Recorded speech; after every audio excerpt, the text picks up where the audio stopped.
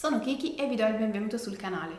Qui si parla di arte e creatività applicata alla pittura delle miniature. Se non volete perdervi nessuno dei prossimi video, vi ricordo che potete iscrivervi al canale e attivare la campanella delle notifiche, così da ricevere una notifica solo quando pubblico un nuovo video. Vi ricordo che mi potete trovare anche su Twitch, Instagram e Facebook, dove ogni giorno condivido nuovi consigli sulla pittura delle miniature. Se volete entrare a far parte della community, date un'occhiata alla descrizione qui sotto, ma non perdiamo altro tempo e cominciamo subito.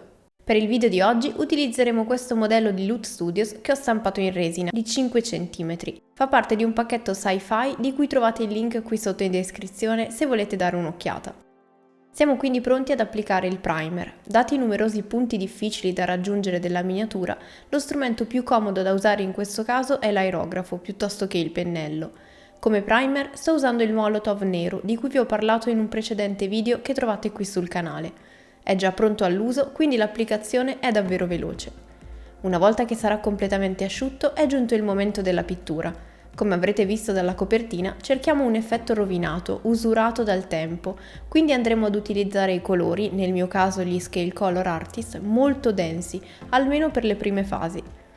Gli Scale Color hanno proprio la caratteristica di essere molto densi essendo in tubetto, caratteristica che si esprime in una massima saturazione, ma in questo caso possiamo sfruttarla per stendere il colore con il pennello senza aggiungere acqua, quindi quasi trascinandolo sulla superficie. In questo modo non avremo un'applicazione liscia e omogenea che solitamente ricerchiamo nella pittura, ma piuttosto un effetto più grezzo. Anche il verso della pennellata, che solitamente è molto importante, in questa occasione può diventare più confusionario, seppur sempre controllato. Iniziamo con una stesura anche poco coprente, così che si crei una base per identificare quali pezzi di armatura andranno fatte di questo colore e che schiariremo via via nelle zone più luminose. Dopo aver dato una prima base a tutto ciò che vogliamo fare in azzurro, ripassiamo leggermente alcune zone, quelle più in vista, rivolte verso l'alto o quelle più voluminose, così che diventino più coprenti e si distinguono da quelle più nascoste. Quando siamo soddisfatti, aggiungiamo un color avorio o simile alla miscela e ne creiamo una versione più chiara. Con questa enfatizziamo le zone ripassate prima, senza però coprirle completamente, ma collocandoci al loro interno. Ovviamente tutto quello che faremo oggi è fattibile con qualsiasi tipo di colore, ma se hanno una consistenza più liquida, come ad esempio gli AK, meglio scaricare di più il pennello, così che rimanga poco colore sulle setole e faccia lo stesso effetto di quello usato qui. Con questo colore più chiaro vogliamo rendere chiaramente visibili le zone più in vista, in modo che la volumetria sia subito leggibile. Il rischio, se no, con lavorazioni così irregolari, è quello di perdere completamente il volume del soggetto. Per dare l'effetto rovinato, scrostato e arrugginito tipico delle armature post-apocalittiche in stile Fallout, dobbiamo cominciare a sverniciare tutti gli spigoli e le zone di usura.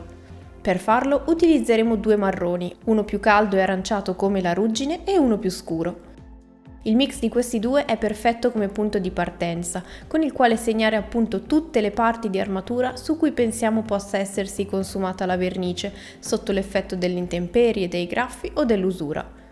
Qualche reference sicuramente può aiutare per avere un'indicazione più precisa, ma come linea generale, per ottenere un risultato verosimile e piacevole, basta arrugginire i profili, i punti di contatto con gli altri elementi quali bulloni e griglie e le zone in cui vogliamo magari inserire dei graffi. Meglio evitare di sporcare eccessivamente le zone illuminate prima, giusto per non appiattire del tutto la volumetria. Con questo effetto possiamo davvero sbizzarrirci con graffietti, piccoli puntini, linee non continue verso il basso per creare movimento usando il colore più o meno coprente. Possiamo anche creare una versione velatura leggera con cui creare un filtro di colore per le zone più in ombra.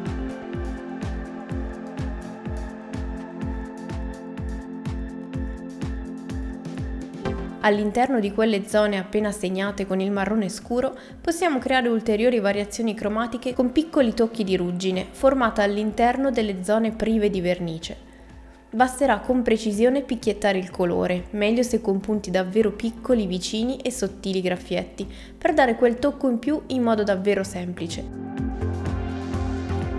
Per dare maggiore profondità e credibilità alle zone azzurre, possiamo ora andare a creare una velatura blu scura, molto leggera per scurire le zone in ombra e rendere più credibile il risultato, oltre a dare un accenno di colore a quelle parti lasciate finora nere.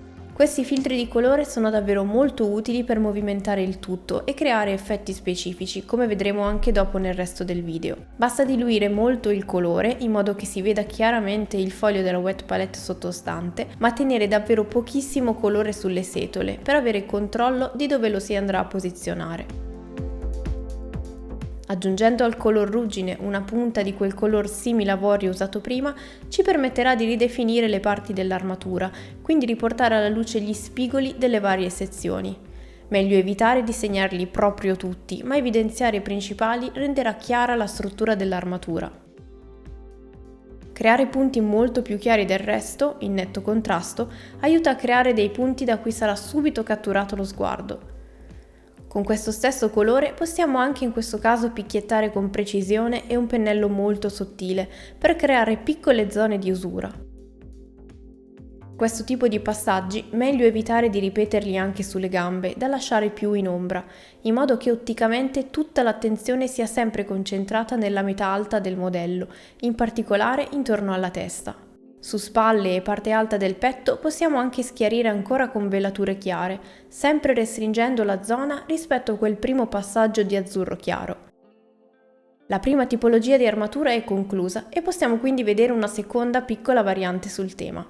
Partiamo in questo caso da una base più scura, utilizzando un grigio, nel mio caso appena verdognolo. Chiarendolo con una punta di avorio già presente sulla tavolozza, riusciamo a farlo risaltare bene e lo andiamo ad utilizzare come abbiamo fatto all'inizio, molto asciutto, così che sia disomogeneo e crei senza sforzi l'effetto rovinato.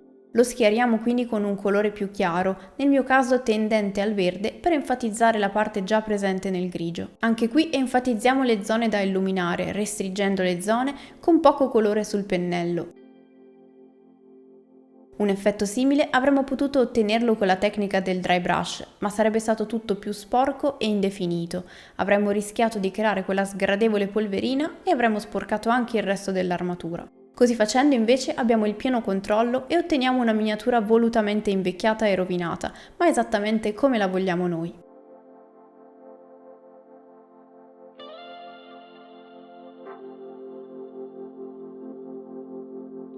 Come abbiamo fatto prima con gli altri colori, ripetiamo la stessa cosa, questa volta con un verde per creare un filtro di colore e movimentare un po' le nuove parti grigie. In questo modo aggiungiamo un leggero allone terroso e di vegetazione, ma anche di olio colato o semplicemente sporco. Arriviamo quindi all'ultima variante di oggi, più calda e terrosa rispetto alle altre. Partiamo come base dal marrone scuro usato prima. Ovviamente io ho voluto creare 3 tipologie sia per dare più spunti cromatici, sia perché mi piace l'idea di un'armatura creata utilizzando pezzi di recupero di altre, in pieno stile Fallout. Ma nulla vi vieta di creare armature tutte con lo stesso colore o, perché no, anche con mix più variegati. Rimanete fino alla fine perché rifiniamo questa con un piccolo tocco in più. Anche in questo caso è importante non dimenticare di aggiungere qualche punto più luminoso, ma molto ridotto per quel che riguarda la parte bassa delle gambe.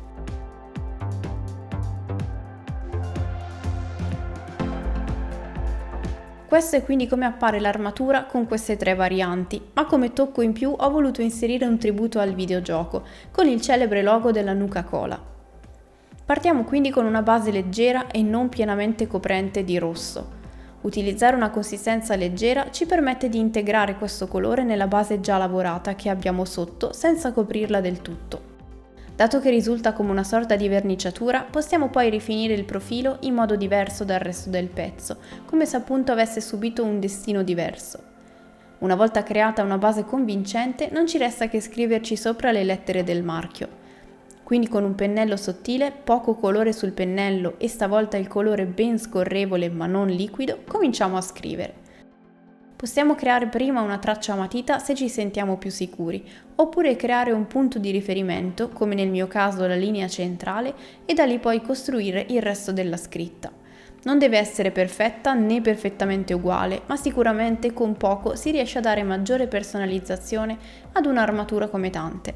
Fatemi sapere nei commenti quali di queste 3 varianti è la vostra preferita e se anche voi siete dei fan del videogioco Fallout. Nel prossimo video vedremo gli altri elementi e completeremo questo modello, quindi non mancate! Io spero che questo video vi sia stato utile e che vi abbia dato qualche spunto per le vostre miniature. Se è stato così, fatemelo sapere con un like e un commento qui sotto. Io vi ringrazio di aver visto il video fino alla fine, vi do appuntamento al prossimo, ma fino ad allora siate creativi!